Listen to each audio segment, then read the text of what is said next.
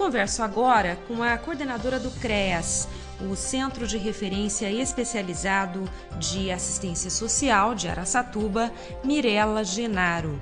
O nosso assunto é abuso sexual. Bom dia, Mirela, tudo bem? Bom dia, tudo bem. Tô vendo que você tá com uma camiseta aí, né? 18 de maio, Dia Nacional de Combate ao Abuso e Exploração Sexual de Crianças e Adolescentes. A data é amanhã, mas vocês já começam as atividades hoje, né? O que vocês estão programando para lembrar essa data? Hoje é a abertura da semana com uma palestrante de Fortaleza, que tem um centro de atendimento à criança e adolescente vítima de violência, e vai ser na Toledo às 7 horas da noite. Está aberto para profissionais, está aberto para estudantes, psicologia, serviço social.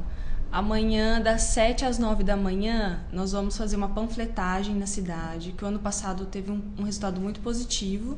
Então, nós vamos fazer novamente essa panfletagem, entregando folders, esclarecendo o que é violência, os tipos de violência.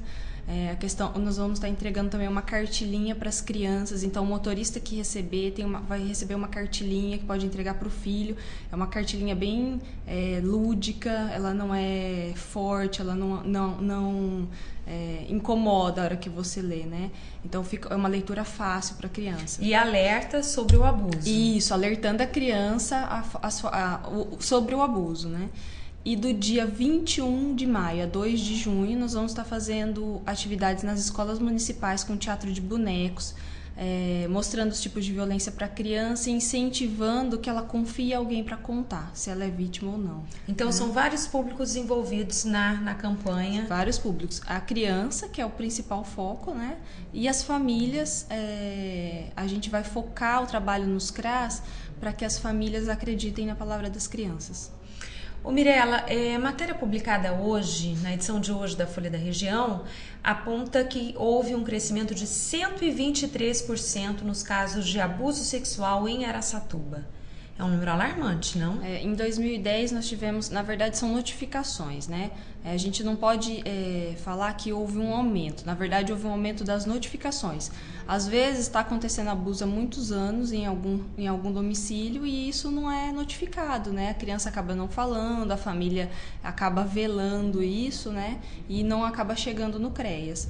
Mas a gente teve, na verdade, um aumento de notificação, mas a gente não pode falar que foi um aumento nos casos de abuso sexual no município, né? Mas sim os casos que chegaram para atendimento. E isso, se a gente for analisar, é um número muito bom, porque, na verdade, mais criança vem sendo protegida, né?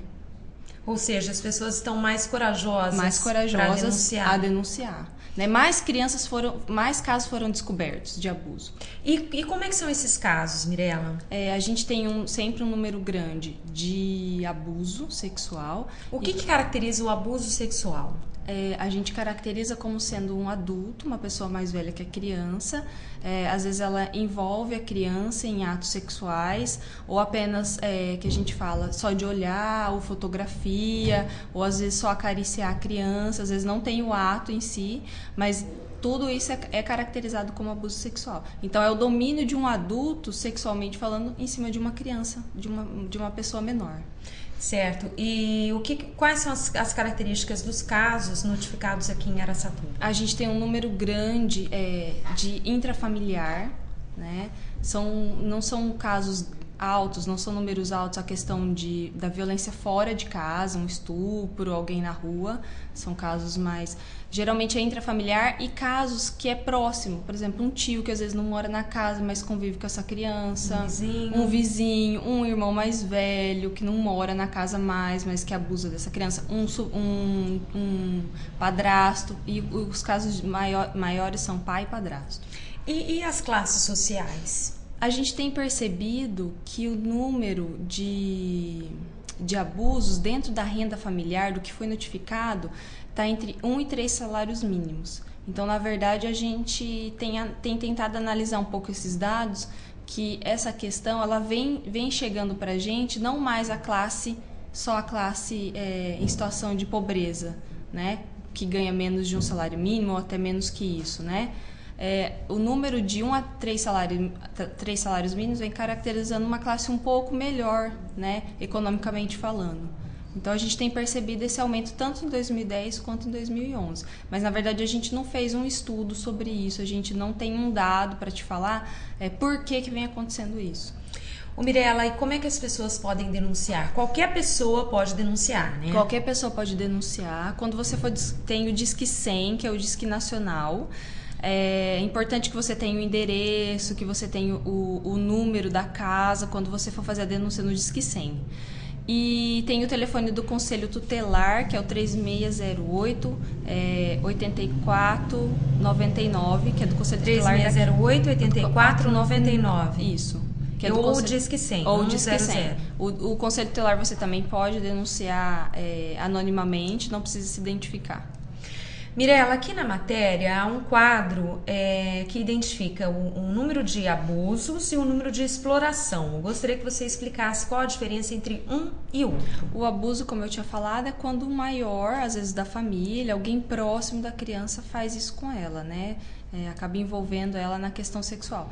A exploração é quando acontece também que ano passado esses 2 casos foram de exploração intrafamiliar, né? Mas não necessariamente é intrafamiliar. Às vezes um adulto está explorando essa criança, né? Ganhando dinheiro, não só dinheiro, né? A gente tem casos de crianças que foram trocadas por guaraná. Nossa. Por mistura na janta, né? Assim vem a notificação. Então a própria família fez isso com a criança. Então, a gente, não necessariamente a exploração, ela está relacionada a intrafamiliar, mas ela está relacionada à troca por alguma vantagem, seja ela em dinheiro, ou em comida, em qualquer outra coisa. Bem, e ao receber a denúncia, o que vocês fazem? A gente recebe a notificação, pode ser Conselho Tutelar, ou mesmo o Ministério Público, ou a Delegacia de Defesa da Mulher, e aí a gente já faz uma visita domiciliar, entre o assistente social e o psicólogo, e aí a gente começa o atendimento dessas famílias, né? Tanto da criança para a questão do trauma, né? A gente também trabalha com a criança a questão da proteção, de como que ela se protege, né? E a gente também trabalha a família isso, né? Porque quando acontece isso numa família, geralmente vira um tumulto, a família ela fica toda desconcertada, ela tem que se reorganizar. Então a gente orienta pai, orienta mãe, a gente faz um trabalho terapêutico com a criança. E vocês também notificam todos os tipos de violência contra a criança, né? Física, psicológica, isso. Não somente os abusos e os casos de exploração. Não, é a física, a psicológica, a negligência e o abandono. E houve também aumento nesses casos? Também houve. Houve aumento em todos os casos. Mas o que mais preocupa vocês? Ainda é a questão são 2 fatores. Primeiro, as famílias que muitas vezes não aderem aos atendimentos e elas não acham que não é importante esse acompanhamento da criança, mas às vezes depois isso vai acarretar uma série de problemas, às vezes na vida adulta ou na adolescência. E outra coisa é a família, muitas vezes elas não acreditam na palavra da criança. Era isso que eu ia te perguntar também. Logo no início da entrevista você falou isso, né? Que vocês vão distribuir os panfletos para sensibilizar os adultos a acreditarem na palavra da criança. Uhum. E a que mais os pais devem estar atentos em relação aos seus filhos? Primeiro, a criança ela só conta se ela sente confiança em alguém. Né? Porque muitas mas a criança vezes, também fantasia muitas vezes, né? Mas é muito difícil, porque uma Nesses criança, casos, se a gente for pensar, se ela não tem um estímulo sexual, ela não sabe o que é, né? Então, se ela começa a ter um comportamento diferente, se ela começa... tem vários tipos de comportamento, às vezes retraimento, ou às vezes ela começa a ficar chorosa, ela tem uma certa confusão do que está acontecendo na vida dela, ela começa a demonstrar algumas coisas sexuais, né? Ela começa a ficar mais sexualizada do que ela não era. Uma criança de 3, 4 anos, se ela tiver um comportamento desse, é anormal. Não é normal de uma criança ter um comportamento sexualizado, né? Então, a mãe e o pai geralmente percebem isso, né? E o que a gente tem visto dentro dos atendimentos é que a mãe, ela não acredita muitas vezes na palavra da criança, em detrimento do pai ou em detrimento do padrasto. Às vezes ela não quer largar esse companheiro, então muitas vezes ela acaba abandonando a criança para ficar com o companheiro. Então, assim, a gente, além do trauma que ela passou pela questão da violência, outro trauma é a mãe abandonar ou a mãe não acreditar na palavra da criança. Nossa, que drama, não? É muito complicado. Mas a gente tem tido casos muito positivos lá no CREAS, né? A gente tem conseguido trabalhar com essas crianças e a gente tem tido casos positivos lá. E com essas mães que também precisam, né? Porque também. Não é normal uma mãe querer abandonar o filho para ficar com um algoz no seu próprio filho. Isso. É meio... É uma situação complicada. A gente também trabalha com as mães essa questão da proteção, de acreditar na criança, né? Às vezes ela leva um tempo para acreditar, um profissional tem que estar falando isso para ela, a criança tem que estar falando isso para ela acreditar. Tá certo. Vamos repetir os telefones, Mirela? É o Disque 100 Nacional, né? E o horário de atendimento? Acho que ele é até às 8 da noite. Até às 8 se eu não da me engano, noite. isso. Tá. E o 3608-8499, que é do Conselho Tutelar daqui de Araçatuba. 3608-8499, que é o telefone do Conselho Tutelar. Isso. Mirela, muito obrigada pela entrevista mais uma vez. Um ótimo dia e Obrigada. sucesso na campanha. Obrigada.